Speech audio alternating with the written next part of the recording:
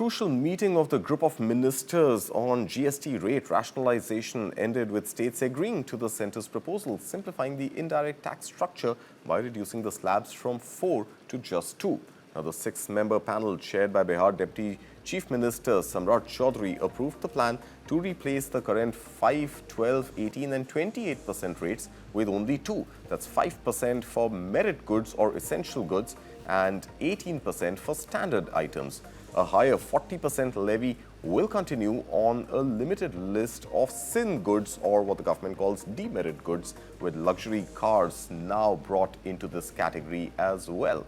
Finance Minister Nirmala Sitharaman, who addressed the panel earlier, said the move will provide relief to the common man, farmers and the middle class, as well as MSMEs, while ensuring a simplified and transparent tax system. Now, under the restructuring, nearly all items in the 12% bracket could potentially move to 5%, and most in the 28% slab will shift downwards in the 18% slab, barring a few sin goods, which will move to a higher 40% tax slab. The centre believes this will ease compliance, boost growth, as well as improve collections. And the group of ministers also reviewed a separate proposal to exempt GST on health and life insurance premiums for individuals. Now, while most states supported the idea, they sought safeguards to ensure insurers actually pass the benefit to policy holders. However, this exemption could mean a revenue hit of nearly 9,700 crore rupees annually. But remember, the insurance veterans and the industry is also coming on record to state that a cut in GST on health and life insurance may deny them the input tax credit, which could indeed make premiums more expensive, if not at best stay the same. Now, remember, the recommendations of the GOM will now be placed before the GST Council at its upcoming meeting, tentatively scheduled for September 18th. Shivam Mehta, Executive Partner, Lakshmi Kumaran and Sridharan joins me this morning to help us make sense of all these changes that we are seeing by way of GST reforms, GST 2.0, next-gen GST. Shivam Mehta, good morning. Thank you for your time. Just help us understand what happens next if the GOM has given its approval to the centre's proposal. Is there a greater likelihood now for the GST Council also to go ahead and ratify this new structure? First of all, good morning to you and your viewers. It's always a pleasure to be on your show. Like you just said that yesterday they have given a nod to the changes which was announced by our Prime Minister on 15th of August. Now the next step will be GST Council, which is expected to meet in the first week of September. And most likely than not, once this announcement has come after the monsoon session, it looks like this entire amendment which they have proposed might get a ratification of the GST Council.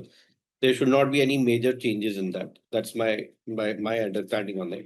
And thereafter, what they're expecting is this entire benefit should go to the consumer the beginning of Diwali.